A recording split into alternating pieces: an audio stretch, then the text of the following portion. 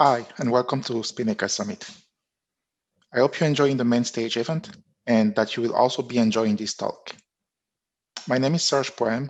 I work as a senior DevOps engineer at SAP, and today I want to talk about the challenges of using Spinnaker as a multi-tenant continuous delivery service and how we've overcome them.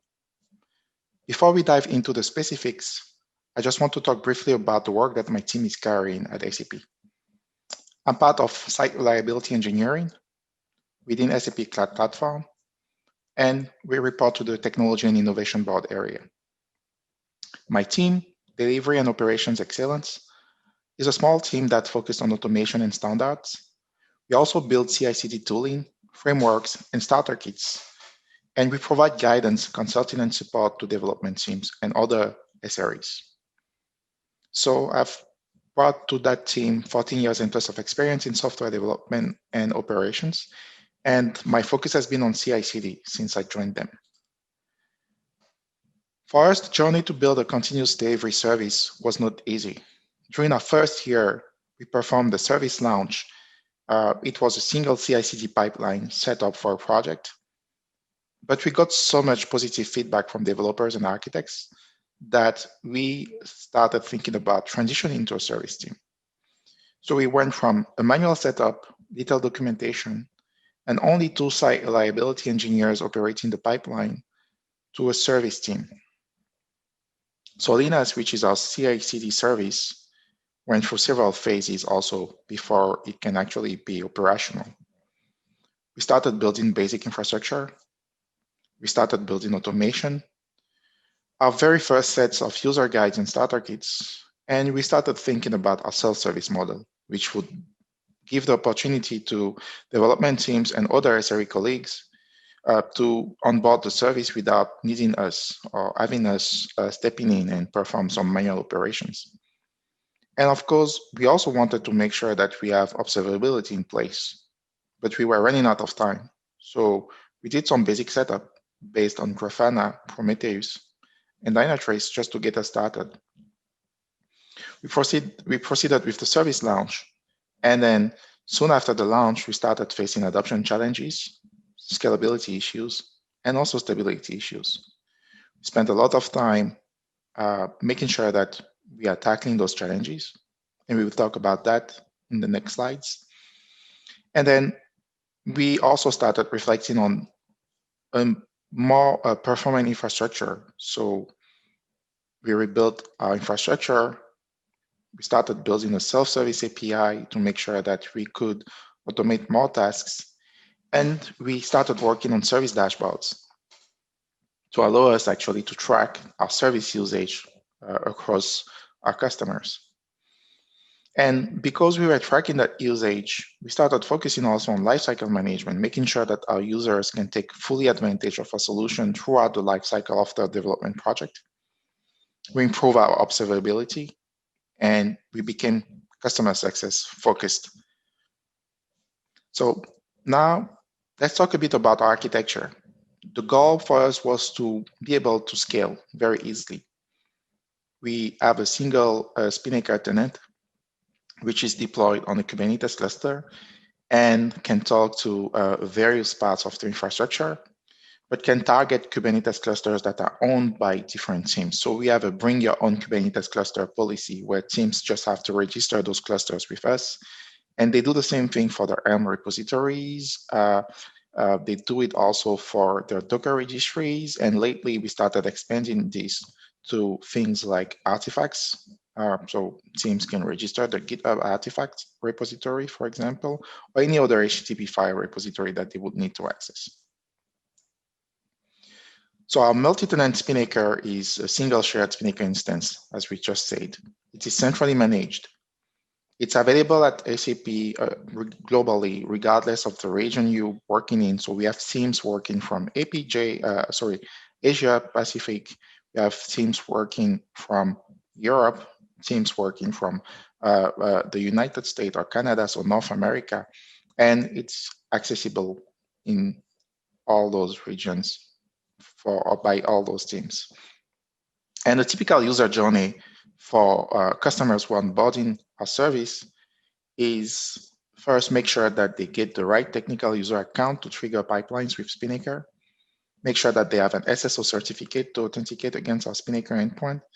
And also make sure that those users who are part of their team would also have access to the platform. So they do this using our cloud access management solution.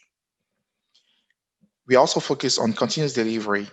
So we provide teams with pre-configured delivery pipelines that they can customize. And we also provide them with all the methods that in order for them to be able to add or remove providers from their Spinnaker configuration in Iliad. We wanted to make sure that teams could easily reuse the existing platforms and tools when onboarding Spinnaker. So we worked hard on integrating Spinnaker with the existing systems. So we're talking here about platforms like Artifactory, SAP own flavor of Jenkins called Jenkins as a Service, Nexus, which is also an artifact repository. Of course, SAP Cloud Platform, which is widely used, especially the Cloud Foundry side. And other systems that we've introduced ourselves, like Vault for credentials management, SAP Gartner, which is a managed Kubernetes cluster offering. And then we also leveraging their API to allow teams to create infrastructure on the fly. So we used webhooks and custom job stages to create those missing integrations. And with work came the challenges. So those challenges actually were preventing us to reach our mission and also bring our vision to life. And they were mainly around deployment and maintenance, adoption, security, learning, reliability, and separation of concerns. Now let's talk a bit about more of those challenges. So the first one for us was to be able to set up central Spinnaker landscape and update its configuration. The Iliad configuration had to be stored in an enterprise GitHub repository. We worked hard to do that, made sure that we could perform pull requests and merges to update the Spinnaker's configuration. Also make sure that the right people can actually make changes to the configuration. So define policies for branches protection and so on. And then we implemented webhooks to trigger Iliad deployments and also notify users on Slack channels when a change occurs in real time. Then we went through the challenge of optimizing this automated flow that triggers an Iliad deployment. And we wanted to give a near real-time experience to our end users when they're pushing changes via that process. Then we also wanted to make sure that our setup and update pipeline was actually resilient to disaster, so that we could actually have some disaster recovery capabilities in the automation flow. So we improved our orchestration and then accommodated the scale that was coming with the success of the service. The second issue that we faced was the onboarding time. So it was taking sometimes a week or 2 weeks to users to onboard a service. We thought that was too long.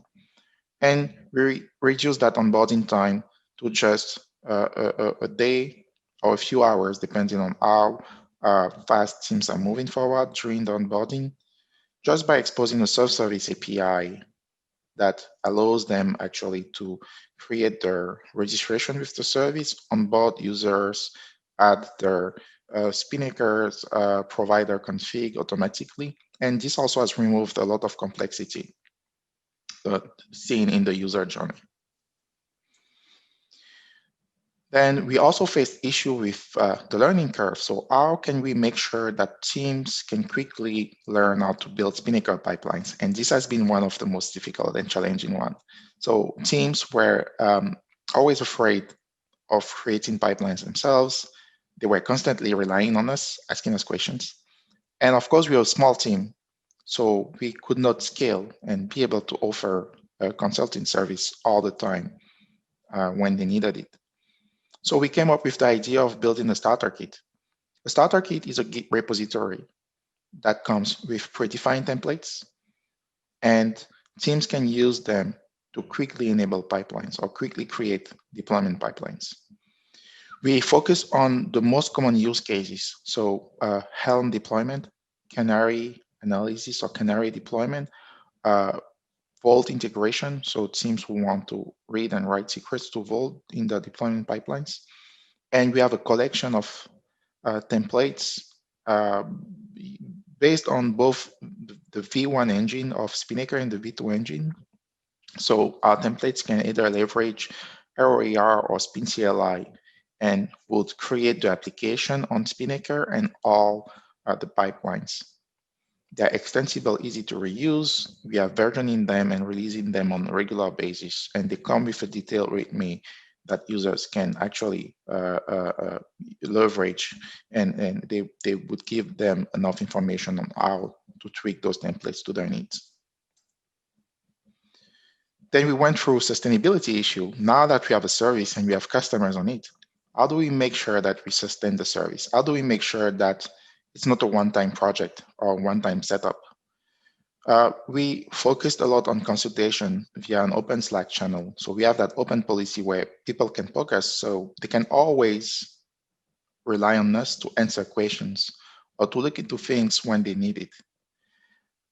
So we also provide coaching to DevOps practitioners. This is outside of the regular consultation process. So teams can always ping us, and then we would be available to provide some coaching hours. And another aspect that has been very important to us is storytelling. So storytelling for us is just about talking about our success with Spinnaker and how Spinnaker can help reducing the burden on the development teams who are deploying to the cloud, and also reducing toll and helping SREs achieve more success when they're working on production systems. So we came up with a storytelling strategy which includes talks during internal events and also talks during public events. And of course, we started focusing on internal documentation and also on collaboration with other teams who are working in the CI/CD space at SAP. We also faced reliability issues. Sometimes Spinnaker was not responsive, sometimes it was slow. So we had to focus a lot on building monitoring dashboards in Grafana, making sure that our Elastic alerts are sent to Slack, making sure also that we properly leverage Dynatrace for application monitoring. And Dynatrace has been of a great use because it provides us a lot of insights on what is happening inside Spinnaker microservices. And of course, always be able to do a dimensioning review to make sure that our Spinnaker cluster is correctly sized up, and also that our Spinnaker microservices size is adequate to sustain the load that we are receiving. We came up with an error budget, and we implemented a solution to compute our error budgets automatically. Here we can actually see our error budget dashboard as of a few days back, and we can see that we started burning our error budget, and we know exactly which microservices are impacted and what we should do. We know when we should act. And this also has helped us. So we have a bunch of other metrics that we use to support this, like the controller invocation metric, which tells us how good Spinnaker is responding to requests coming through, and also other metrics like the Israx commands latency, or also the OK HTTP client invocations.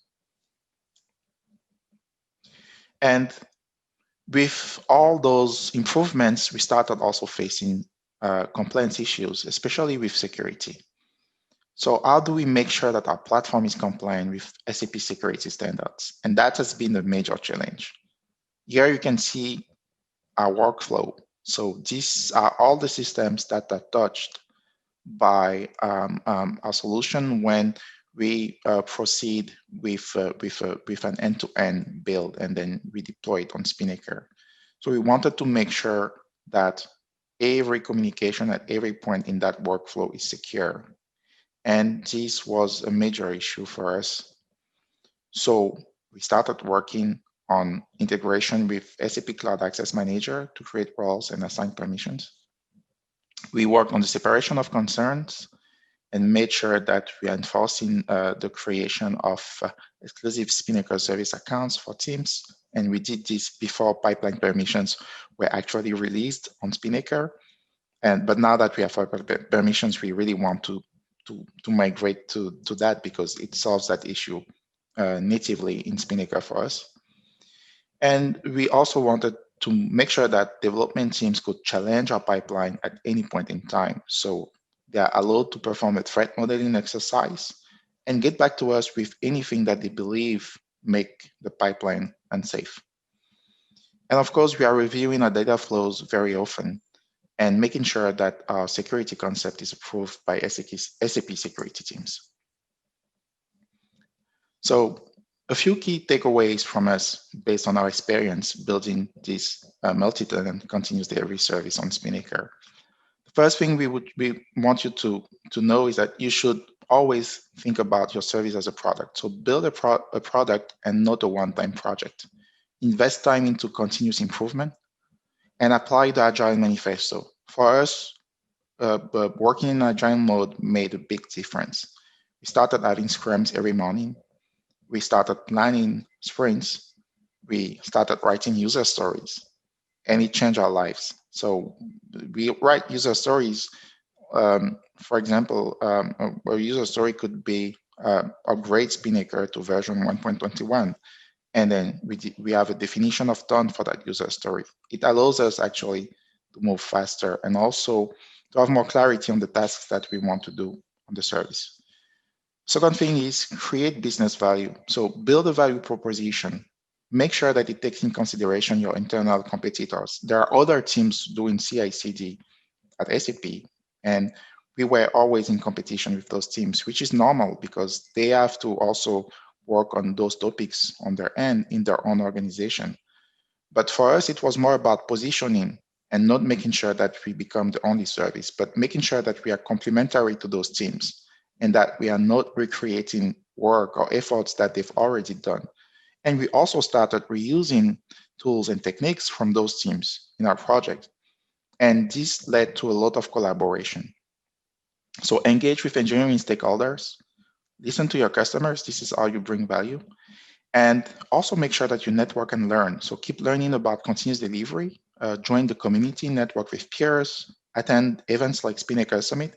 These have made a great difference for us because we were able to talk about some of the ideas we wanted to implement and sometimes just hear about others and their journey with Spinnaker and also what they're going through and also get some advices. So this ends my talk. I hope you've enjoyed the presentation. Thank you for listening and feel free to reach out on Slack or Twitter or LinkedIn if you have any questions. Thank you and have a good summit.